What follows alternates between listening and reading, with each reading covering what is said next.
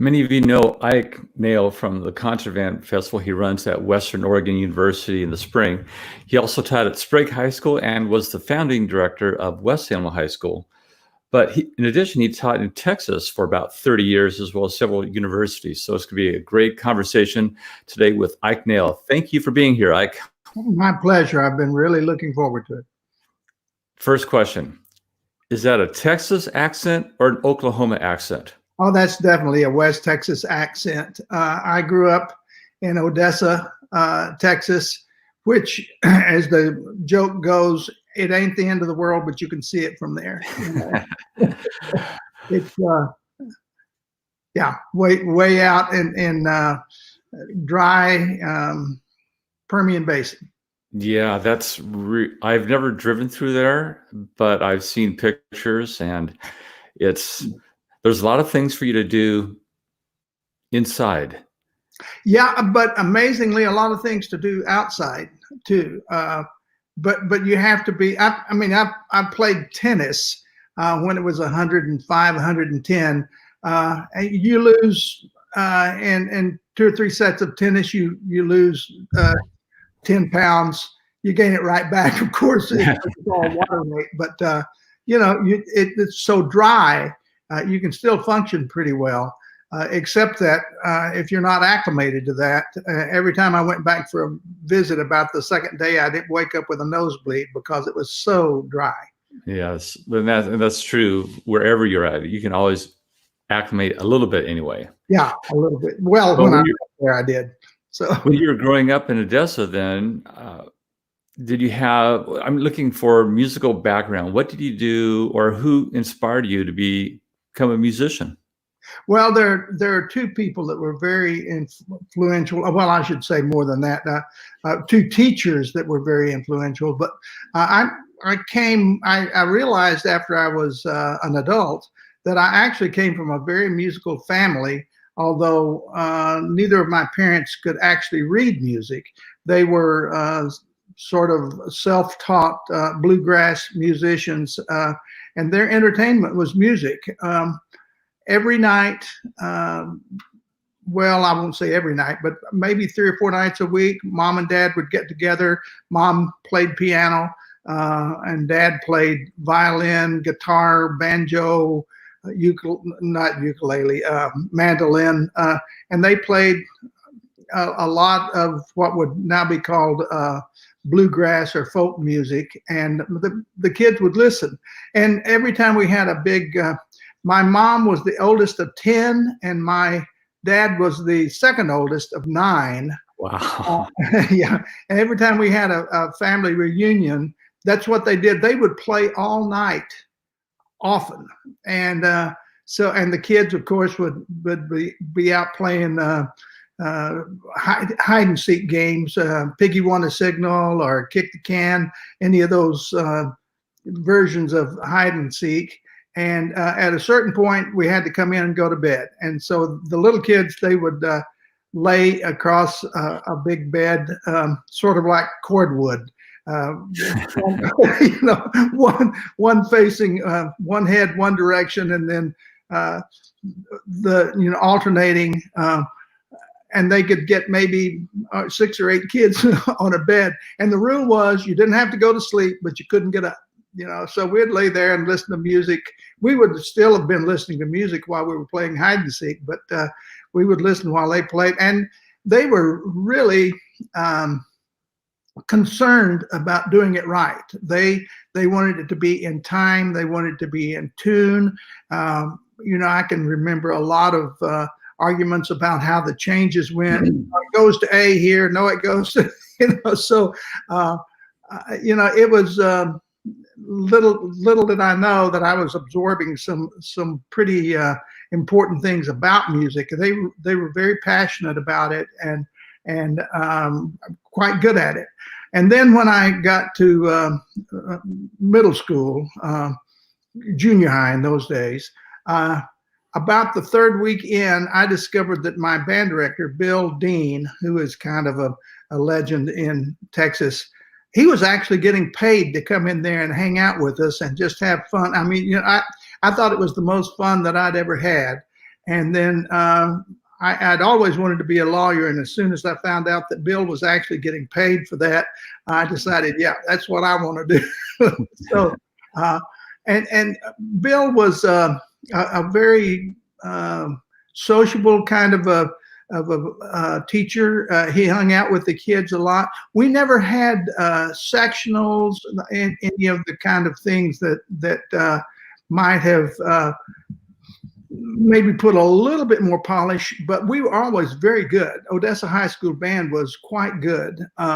And when I got to high school, Bill got promoted to high school at the same time I did. And then a new school opened in town, Permian High School. And the teacher there was J.R. McIntyre. And JR, I mean, a Texan named JR, how could you expect him to be anything but intense? And he was, in my estimation, probably the best high school band director who ever lived. I mean, I can't imagine anybody being better. Just as an anecdote, I actually saw a criticism sheet at a big contest, the Buccaneer Days contest, which used to be hosted by Del Mar College down in Corpus Christi. And I think the judges that year were Bill Ravelli and Harry Bejan and I don't know, James Nielsen. I mean, three real heavyweights. And the only thing it said on Ravelli's criticism sheet was, "It's no fair using professional soloists." Wow, from Ravelli. Yeah, from Ravelli. And that's even more amazing when you consider how isolated Odessa was.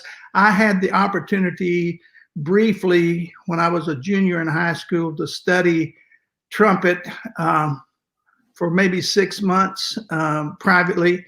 But generally, it was just the instruction you got was from your band director. And it was very high quality instruction. And, you know, JR produced people who were principal players in some of the service bands and some professional players.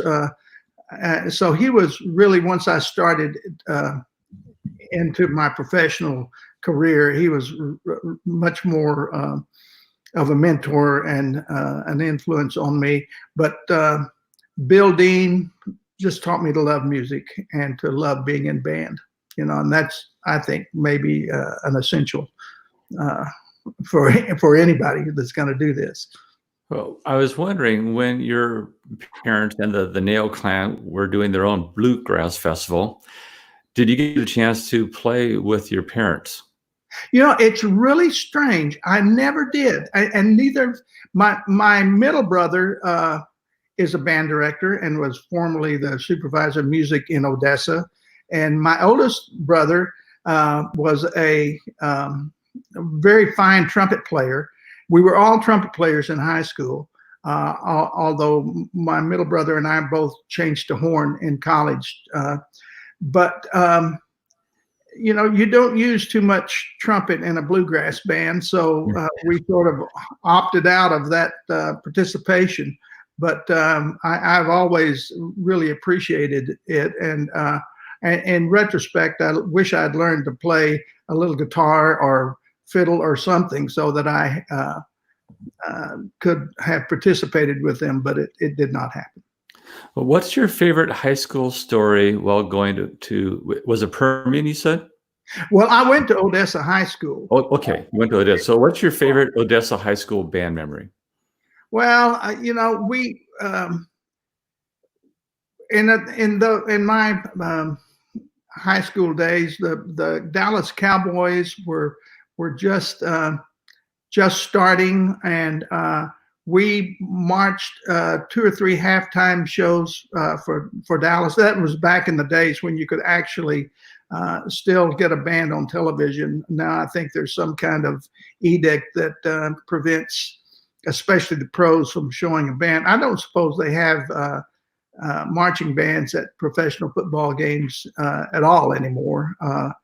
But we went to Dallas and marched in the Cotton Bowl 2 or 3 times, and we actually also performed at the Cotton Bowl game a couple of, or no, just once. But those were always great trips. I mean, coming from Odessa to go to Big D and see all the sights and be in that very exciting situation was a great time for me. And you know, the best thing I think for anybody in a high school band is just the memories of hanging out with your friends. You know, there were a couple of guys, Johnny Etheridge and Jim Reed, that I mean, we went everywhere together.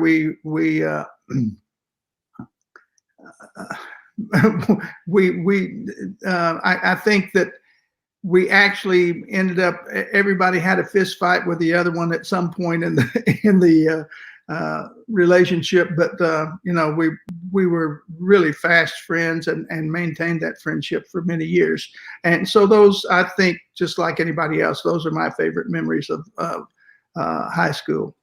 And I think whenever people ask about what type of trip you're going on, most of the time the students don't care as long as you get into a bus, right, with your friends, with your bandmates, and go someplace. That's a good trip. Yeah, right. And the longer the better, you know, just of course, I guess we used to joke that we would end up with bus body, I should say. Yeah. And so at a certain point, I guess you have to stop and take a shower for sure.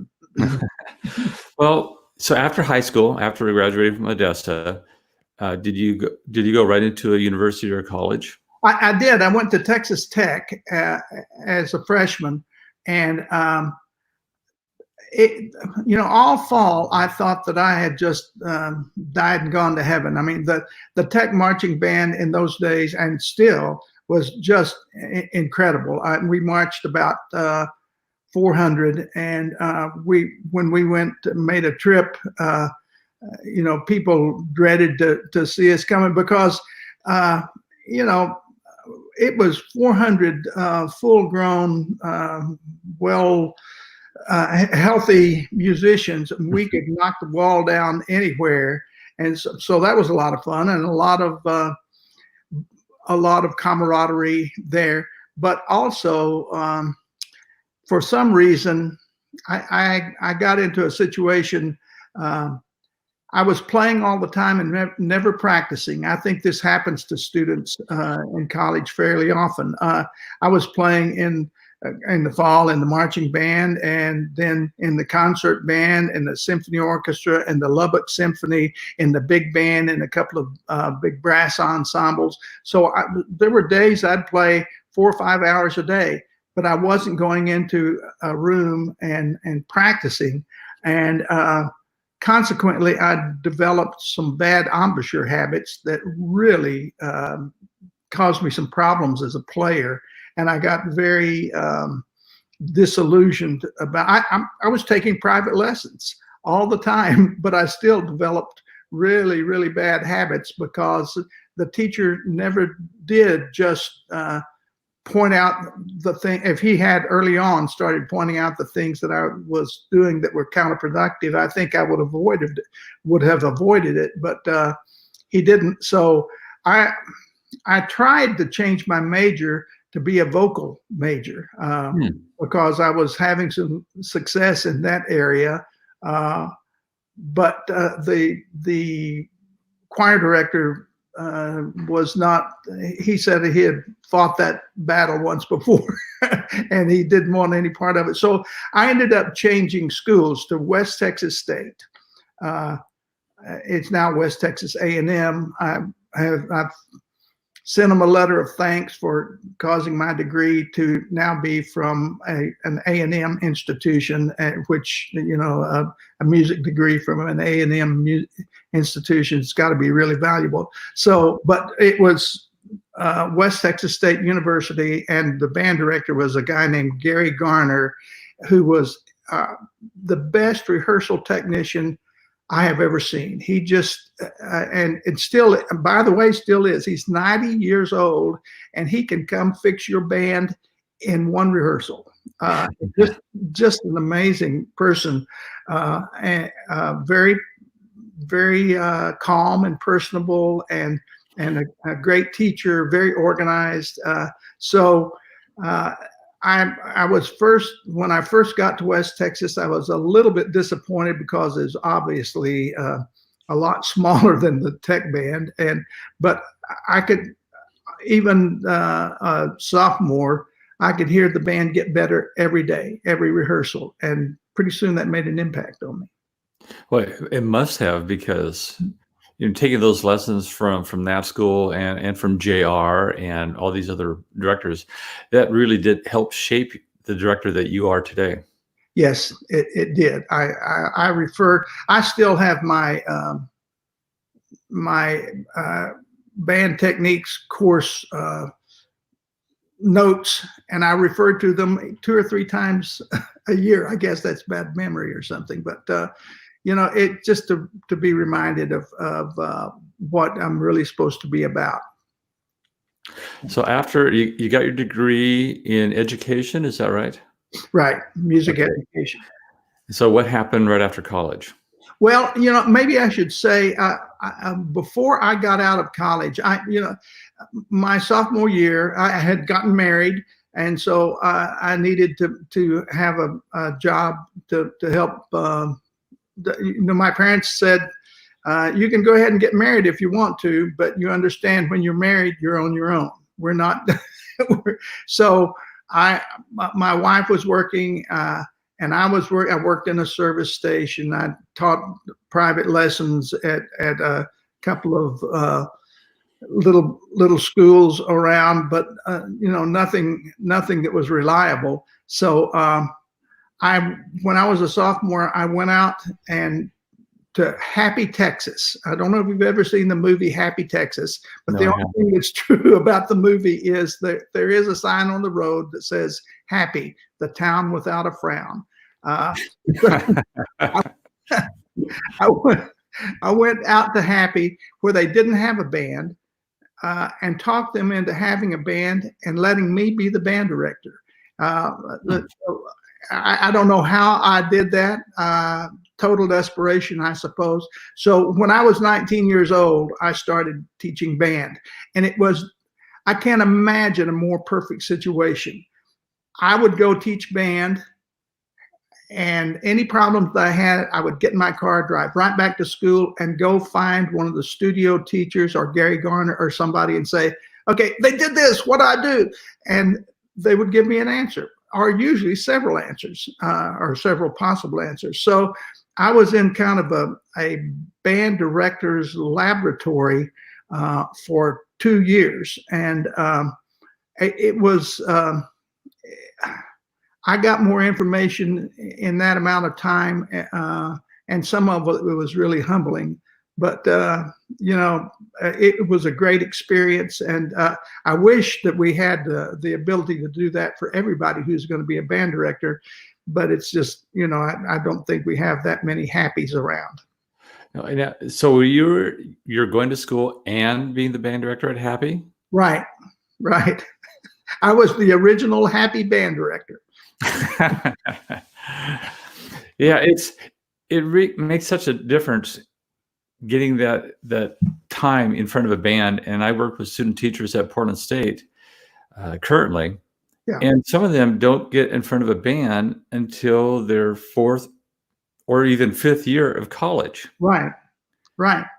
It's when I had student teachers, my procedure was always I would pick a specific problem with a specific section, at least in every rehearsal, and send my student teacher out for just a very short period of time, maybe 10 or 15 minutes. I'd give them a little lead time to know what they were going to be trying to accomplish, and then we could talk about it later, or we could check the results when they came back, and you know, I think that although that's not like being in front of a band all the time, it is teaching already on a regular basis, and you know, I think that's really important for especially for student teachers. And I had some really good student teachers. You know, let's see, Brian Griffiths was student taught with me. Louis Norfleet student taught with me. Jeremy Zander student taught with me. You know, I'm sure, and I had a lot more than that too. Ray Severns, some really significant teachers.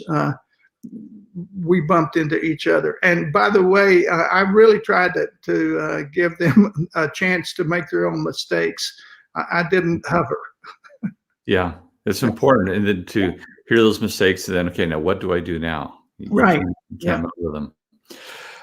So you got through college, right? And did you start teaching right away? Oh yeah. I mean, the first year out of college, I was at Tulia Junior High School with a guy named Clyde Wilson at the high school, and we team taught. That I've been really fortunate about that. For most of the time that I've been involved in public school teaching, I have figured out some way to have a coordinated team teaching between the high school and the middle school, whether I was the middle school director or the high school director. But Clyde and I spent all day, every day together, and he even taught beginners with me, and it was really humbling because, you know, we would swap classes. We had we divided them woodwinds and brass, and we'd swap about every 6 weeks. And my group would be, or his group would be ahead of mine every time. And so I would teach like the Dickens, and then we would swap back, and then his group would still have been ahead of mine. I mean, he was just one of the best beginner teachers I've ever known. And so just to learn, kind of trying to keep up with him was a great experience. Okay, and where did you go after that? Well, after a year at Happy, I had turned down a job in Odessa when I graduated because there would not have been any team teaching. And so after I had been at Tulia for a year, JR called. He had judged my band, which I thought was not prepared, and had ended up winning a little local contest they had. And he called and said, "Look, you need to come. You're about to have a family." My wife was pregnant with my son, and he said, "You need the raise that would occur if you move from Tulia Junior High to Bonham Junior High in Odessa." So I did, and I taught there for 4 years and team taught at Permian High School, which was again an amazing experience. And I just it's so. I mean, we team taught one day. One period.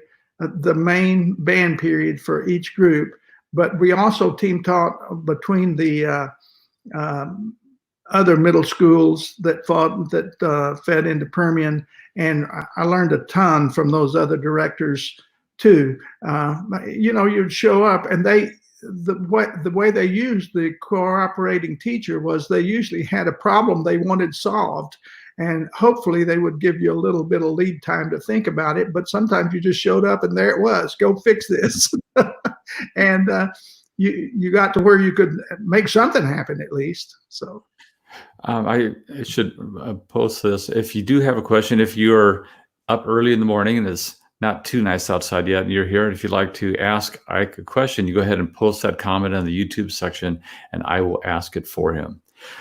So Permian High School, how I know Permian High School was one of the best books I've ever read, which was Friday Night Lights. I know they've had the TV show, and I watched a little bit of the movie, and I watched a little bit of the TV show. But that book was amazing. And was life like that book in real life at Permian High School? Yes. By that time, that happened after JR had become supervisor of music in Odessa. And by that time, I had moved over to Midland Lee, 20 miles away. And my brother was the band director at Permian High School, which he was for, I don't know, 15 years or so. His comment was, Buzz Bissinger came in, did his research, and then did the most damaging thing he could do to us. He told the absolute truth. It was, it's hard to imagine. When I came here, I took the job at Sprague actually while I was interviewing for it. That because of where I'd been teaching band and orchestra at Highland Park High School in Dallas. But because of that, they were afraid that I was going to de-emphasize the marching band because it was so important, because football was such a big deal at Sprague. And I said, well, let me see the football stadium. And I went out and I looked, and it seated maybe 4,000. And I said, you folks are really not serious about football. I have, when I was at Midland Lee, we had a really good football team too. In fact, the Midland Lee Permian High School football game, you had to get tickets like a year in advance. There was no way you're going to get a ticket the week of the game. It just, and there were usually 25 or 30,000 people at that game. And I started to say, and I have performed several times in Texas Stadium at playoff games where there were 50,000 people in the stands. Those people are serious about football. It's just like college. They tailgate, they have all their regalia, and it's so. The thing that's really nice about that, though, is that because of the really strong emphasis on football, I could walk in the spring to my principal, and on the basis of what I had done with the marching band, I would just give him my wish list, and he'd say, okay. And I mean, it was probably for some very questionable reasons, but the result was very, very, that's the other thing that kind of amused me when they said that they were really supportive of the marching band. At least in Salem, you could have a marching band as long as you were willing to pay for every bit of it. The school system did not buy the uniforms. They did not buy marching band instruments. They did not. They didn't even send the band on trips for football games. When I was in Texas, if we had 10 games, we were at 10 games. I mean, the longest trip I made with my marching band at Midland Lee was up to Borger, which was 260 miles one way for a football game, and then you get on that yellow bus and come back. It was. There was a price to pay for it, but it at least the payoff was worthwhile. Yeah, and I know that, of course, everybody in Texas loves, or most people love Texas, or in Texas love the football games, but they also are very passionate about music too. Oh yeah, I would say so. But I think that most of the music interest in music was sort of facilitated, or the catalyst was the band at the football game. I mean, when you start a music program at some rural school, you would think the easiest thing to start would be a choir, because you could get public domain music and for practically nothing, and just if you had an in-tune piano, you could have a choir rehearsal. But no, the first thing they want is a pep band at that football game. So you taught Midland. What other schools did you teach at in Texas? Well, I left Texas for a while.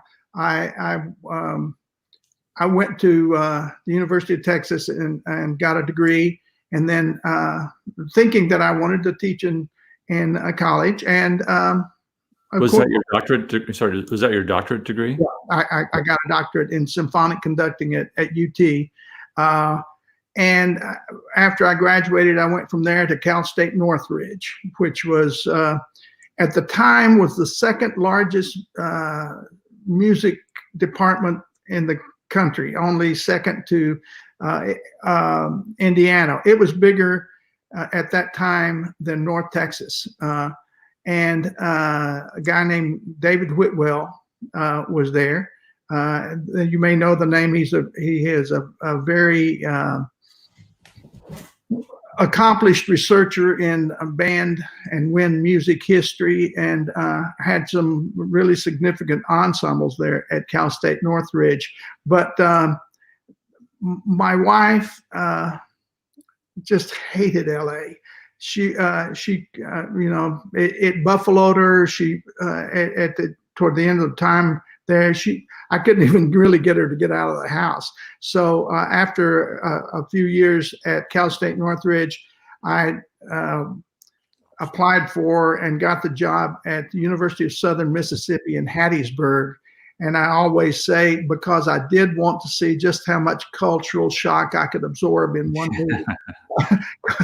Because if you can think of the polar opposite of Los Angeles, that would be Hattiesburg. What there was to do in Hattiesburg was to go to New Orleans.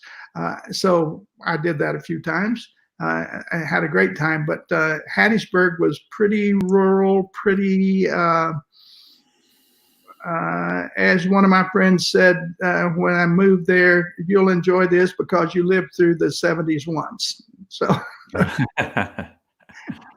anyway, so after a while there, I decided that I wanted to teach orchestra. So and I knew I wasn't going to get a college orchestra job. So I went back to Texas and got a job at Richardson High School. The Richardson School District is pretty well known as being a very, very fine music district. And I took the Richardson Symphony Orchestra, which was my first experience of conducting a symphony orchestra on kind of a regular basis. And man, it was a blast. And I also, at that time, I became the resident director of the Dallas Wind Symphony, meaning I conducted the run-out concerts and did the rehearsals before the guest. We used to have, before Jerry Junkin took it over on a full-time basis, we used to have a lot of guest conductors, Fred Fennell, Larry Ratcliffe, Larry Livingston, that they would come in and I would be the one that prepared the group before they got there, and which was an amazing experience. Also, a lot of players in that group were wind players out of the Dallas Symphony Orchestra. I mean, really, really good players, and they were not interested in anything. I mean, you didn't get paid much to be in the Dallas Wind Symphony. In fact, there were people in there didn't get paid anything, but they were there because if you're a wind player in a symphony orchestra, the main thing you do is count rests. So they wanted to play. So if you showed up a little unprepared for a rehearsal, they wouldn't put up with you for long. They would give you a lot of grief. So, but it was fun to conduct those really, really superb musicians and have that experience. Well, also with Richardson, you were looking at some of my notes. The Richmond Symphony Orchestra was named most outstanding high school symphony in Texas. Yes. TMEA Honor Orchestra, and you also performed at the Kennedy Center in Washington, D.C. Right. Yeah, we did. That was there was a, I don't know what, I don't even remember the name of the company, but there was a company that was trying to put together a kind of a national high school, not exactly a contest, but a performance of outstanding groups from across the country. So they invited us, and it was an amazing experience too, to go. And we got to hear the National Symphony Orchestra play a concert, and then the next night we performed right there on the same stage. It was a lot of fun. So we have one question. This is going back to your days at Happy, and I don't think you can see the comment. I'll read it to you. Robert Harris. In reference to raising funds, what advice would you give new or young band directors for setting up boosters or Friends of Music in a small rural district? Well, my experience in rural districts or more metropolitan districts is there is usually a person or two that is a connector, a motivator, an instigator, and if you can connect with that person and let them take a lot of that off your plate, that's a great thing to do, because if you're trying to run full-time fundraising and planning trips, the spring trips, the long trips, that sort of thing, doing all the legwork that's required with that, boy, that cuts into your teaching time and your prep time. So if you've got somebody that you can trust and will do that, I've always been lucky enough to have some great parents who were willing to do that, and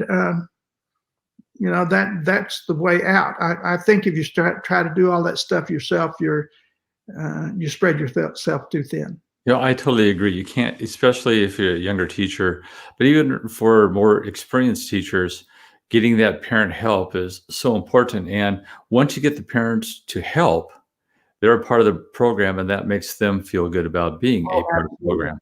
Yeah. Yeah. So what brought you to Oregon? Carl Roskis brought me to Oregon. I met Carl when he was the band and orchestra director at El Camino High School in Los Angeles when I was at Cal State Northridge.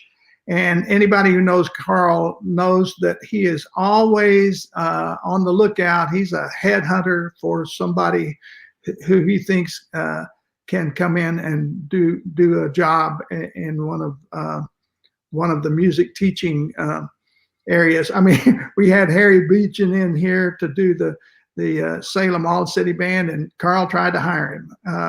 Same thing. JR came in and did it, and Carl tried to hire him. Gary Garner came in and did it. Carl tried to hire him. So in the years in between, Carl had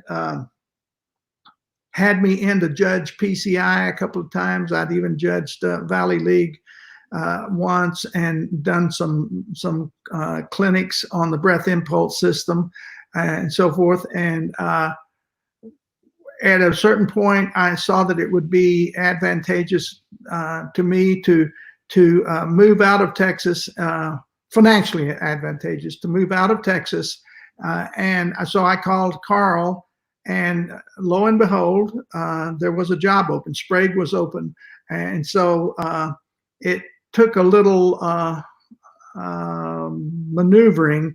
I think probably we could spend another hour talking about the Salem Kaiser interview process, which is which is unique and very, very exhausting. But I came up and did an interview and got hired, and so at midterm I came up and took that year I came up and took Sprague. When you say midterm, what do you mean by you came in the middle of the year? I called him at the end of the summer, and they had already made arrangements for an interim director. In fact, Chris James, who is a very good director, they made arrangements for someone to be there during the fall. They already had that set, and he said, so this is really opening in January. So I came up and played my clarinet in front of the committee and played my flute in front of the committee. Right. Yeah, and taught lessons in front of the committee and sang solfege. Yeah, did that whole thing. I thought, wow, man. But it really was an indication that you could do the things that you needed to do to successfully negotiate a rehearsal. Anyway, so I took the job, and my wife and I drove from Dallas here right after Christmas in '93, arriving I think Christmas Eve. Not Christmas Eve, New Year's Eve, and then I started to work at Sprague. It took a little while to get me onboarded. I started to work on January 14th in '94 at Sprague. Well, while you were at Sprague, you had some amazing bands, of course, coming from an amazing director. And I looked at the OSAA awards, and I saw that in the space of 4 years at Sprague, you took first place 3 times, and 4 years in a row, your orchestra won state. Yeah, that's quite an accomplishment. Well, the orchestra actually, it was 8 years in a row. It was 8 years. Yeah, that was. Yeah, you stop. I mean, that was a unique experience, and I have to say, I only co-conducted that orchestra. Right. Steve Nelson, who is an incredible string teacher, taught the strings, and I taught the winds, and we put them together after school. Neither of us got 1 second of FTE for that, but the kids, we had auditions with the winds to be in that orchestra, and they were intense and very high quality auditions. And then, boy, if you showed up to a rehearsal without your part prepared, the other students really started to give you the hairy eyeball. You were holding them back. And so, that was one of the most musically rewarding things I've ever done. It was wonderful. And it's great for the kids to play in an orchestra for wind players and percussionists, because if they're not in a community orchestra, they'll never get that experience. And I still remember when I was in middle school or junior high back then, I got a chance to play in the junior high school orchestra, and I had a great time. Right. Oh yeah. The reason that I had the impulse to do orchestra is, all those people that we study in music history, they didn't mostly write too much music for band. They're just the limited number of Mozart, Beethoven, Haydn, even Stravinsky pieces for concert band. Now there are some, but boy, once you've done those a few times, you end up with transcriptions, which are, I believe in transcriptions. I think that's important to do. But at the same time, I have to recognize that's not what the man wrote. That's kind of what he wrote with somebody else's spin on it. So I wanted to be able to deal with Beethoven like Beethoven wrote it. So I always had an aspiration to conduct a symphony orchestra, and I still conduct a community. I'm kind of digressing here, but I also believe that if you think that music should be for a lifetime, then you have to put your money where your mouth is. So I conduct for free the Salem Pops Orchestra, which is the oldest community orchestra in Salem, at least. I don't know about other communities, but it's been around for like 60 years. And we you know, I have to be careful about what we program, but I try to do a significant amount of real orchestral literature mixed in with some pops stuff. But you know, you're right. If you don't get that experience as a player, then it leaves a chunk out of your preparation. I mean, when you play a wind instrument in an orchestra, every note you play is a solo.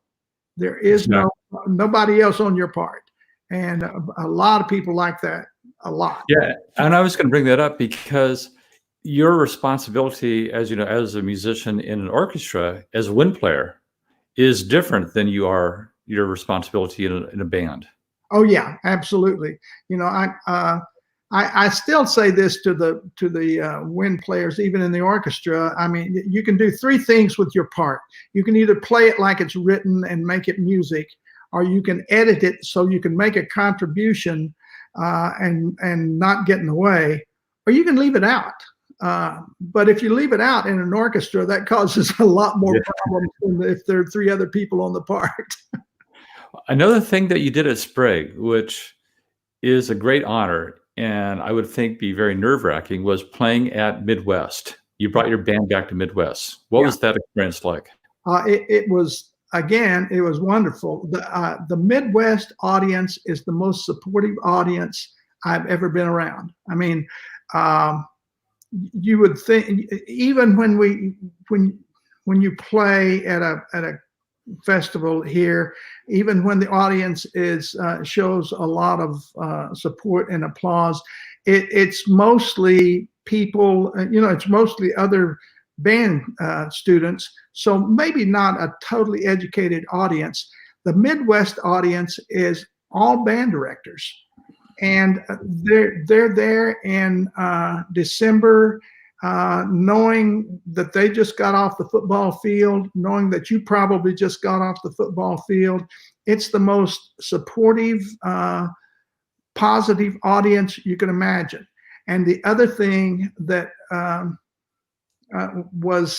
made the trip special, some great people on the trip, but we also took the band to a Chicago Symphony concert.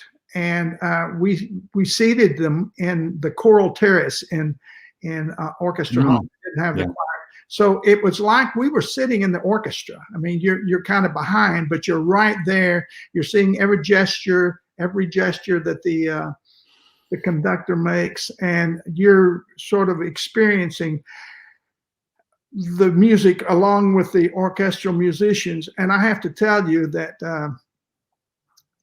they played Swan Lake, and about a minute in, there is a low brass moment that is just powerful beyond belief. We got to that, and of course we're sitting there. You can reach over and touch those fabulous. I mean, the musicians that we use as examples of what you're supposed to aspire to as a player. Adolf Hersov on trumpet, and those trombone players. I can't say the bass trombone player, Charlie Varner. Anyway, they played that brass chord, and I looked around, and my kids' eyes were this big around, and one of them said, "Can you do that on an instrument?" I said, "Evidently." Okay. But it was wonderful. Best trip I have ever taken with a group. So I would, and I think that we have some groups here in Oregon that are capable of qualifying to go to that. And boy, if you ever get a chance to do that, that would be, I couldn't recommend it highly enough. Now, after your time at Sprague, you were presented the opportunity to be the first director at West Salem High School. What was that like, going into a brand new school? Well, you know, the Salem Kaiser Schools, in its infinite wisdom, decided that all freshmen in the district, in the West District, had to go to West, and but anybody else, if you had ever gone to another school, you could finish your high school at that school. So the only people, by and large, now there were a few exceptions to this, but by and large, the people who came that weren't freshmen were people who had not been terribly successful at either South or North. So we were a little bit down in proficiency. Great kids, not the best players I had ever, in general, not the best players I had ever dealt with. But boy, they worked hard and they got better, every day. It was fun in that regard. But as one of my friends said, it was like being in a hatchet fight with no hatchet. This Salem-Keizer district is pretty fierce in competition. So we struggled for a year or so, but not as bad as the football team. The football team was 44.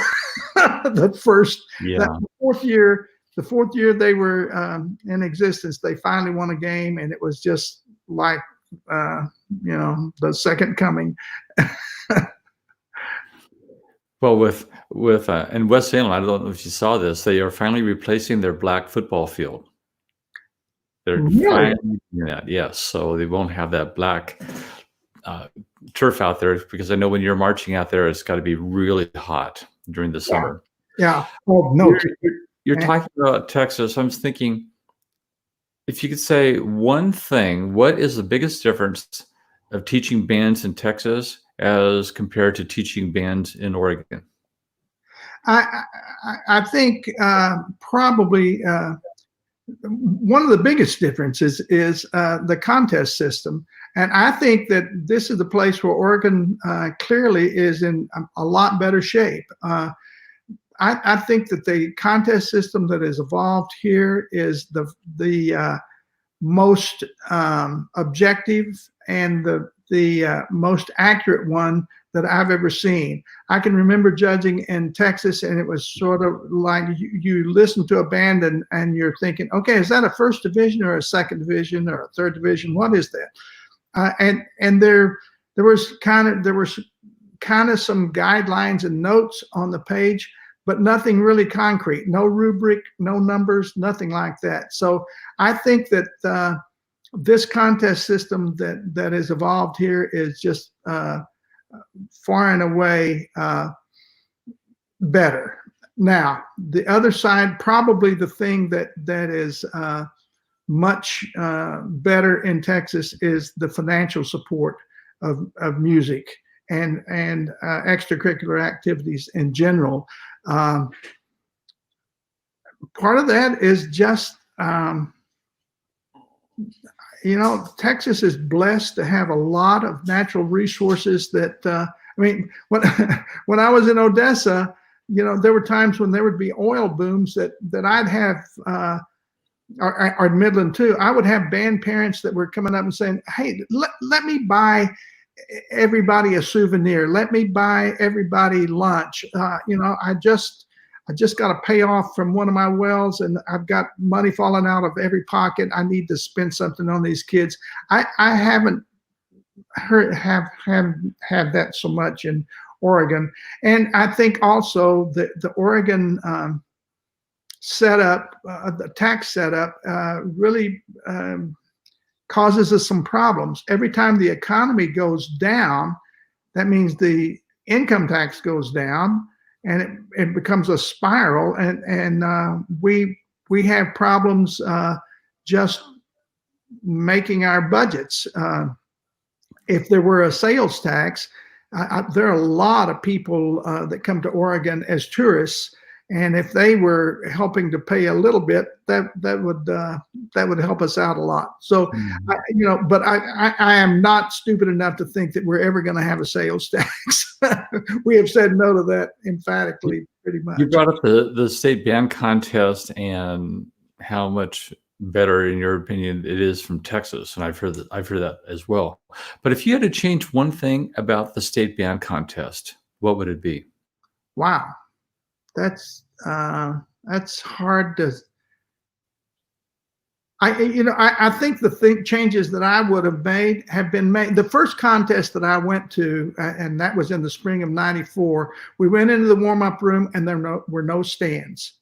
We were all trying to prop our music up on chairs, trying to get organized. I mean, it took us 10 minutes to get organized so that we could even get through anything. And then we went in and played, and there was no professional recording available at all. There was a group of kids from South Salem High School who had decided that they needed to record the contest, and bless their hearts, one of their mic cords, mic cables was unshielded, and an unshielded mic cable strung out across the auditorium makes a great FM antenna.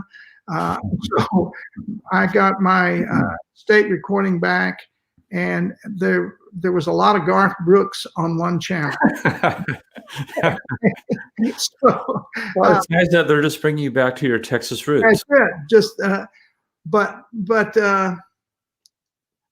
now it is very professionally done. It's very well supervised. There's, I would have a hard time finding fault with anything.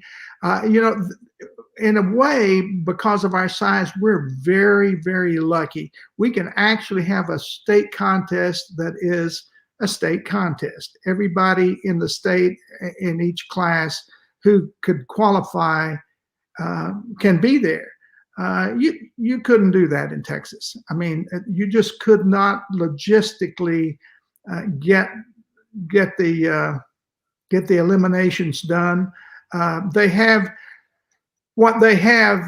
closest thing they can have to a state champion is the honor band and honor orchestra, and that. But that's done through recordings, and you go through a district and then a regional area and regional and state qualifying. But it has to be a live recording of a concert or contest, and it has to be unaltered. So it is as fair as they can make it, but it's still, to me, does not compare at all to the Oregon State contest. I have to tell you, the most fun I've had, I think, musically in my life is playing. We were fortunate enough to play last on Saturday night of the state contest, and you have a full house. It's a very supportive audience. You've got a program that's challenging for the students, and there's a possibility either for something great to happen or for total disaster. And when you go on stage like that, it's just there are a lot of butterflies, but man, is it fun. Yeah, I've been in that position too, where playing last and having that entire auditorium filled was just amazing. Yeah. And this kind of is a segue into my next statement. This was before you got there. We played at Western Oregon one year, and our audience was 4. Yeah. So we've run the gamut. But you now are the band director at Western Oregon University. Yeah. And how long have you been at Western? I've been at Western 15 years. I was at the last 5 or 6 years that I was at West High School. I was also at Western Oregon. Those were some pretty full days. Yeah. So, when I took the job at Western, the salary schedule was not such that I could actually resign at West and take the job. So I made a deal that I could have both jobs for a few years, and I survived it. And here I am. So I do have to say that in my career, probably the most fun is conducting a high school band or orchestra, just because you get to see the students a lot more, and you get to feel that you had a lot more influence on their lives in regard to that. I did for years. I did all my own sectionals, and when you see students in a small group every week, that's you get to know them well, and you get to influence them a lot. So I miss teaching in high school, but I think that what I'm doing at Western now is preparing some students to go out and be really good public school directors. And I think that's a worthwhile thing too, although I sure wish I got to see them more.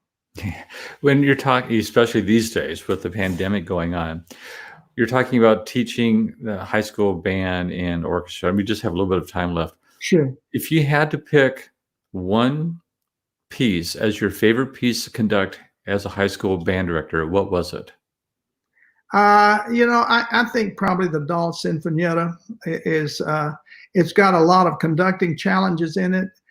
It's a very kind of up and sprightly piece. It makes a great impact when you get it going. It's hard to get organized and get it going, but it does make a wonderful emotional impact on an audience. So that'd probably be it. Although, the Wagner Trower Symphony is hard to pass up, isn't it? There's so many now, especially in the summer, but now that you're just teaching at one school, a university, not like you were teaching both at West Salem and Western, what do you like to do in your spare time? Oh, well, this summer, since we really can't be close to anybody else, my wife and I have done a lot of hiking. There are so many beautiful places in Oregon that are so close. I mean, we went down to Sweet Home, to a little county park, and walked up a creek where there's a waterfall every 100 yards or so. Beautiful big Douglas firs that are hundreds of years old, and those kinds of places. They're not far away. You can be there in 30 minutes. So Opal Creek, same thing. So we like to just get out and do that. If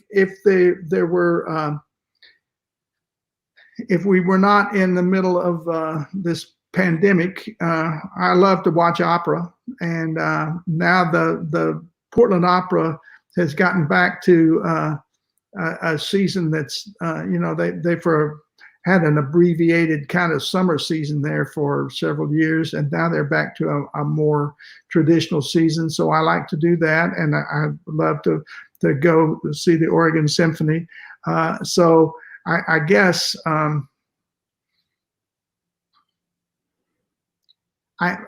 I'm living in a place where I'm being encouraged very strongly to take up golf again. I gave it up because I was not that good at it. And so I'm going to go back and try it again. And hopefully I will not be nearly as depressed when I'm not very good. Well, thanks for being here and talking with me, Ike. And I would like to say thank you to the choir director who persuaded you not to major in choir. And you've done such a wonderful job here in Oregon, of course, as well as Texas, and wherever you've been. You're a truly amazing band director, and thank you for your time. Thank you. Thank you, Dave. It's been an honor. Take care. Okay, you too.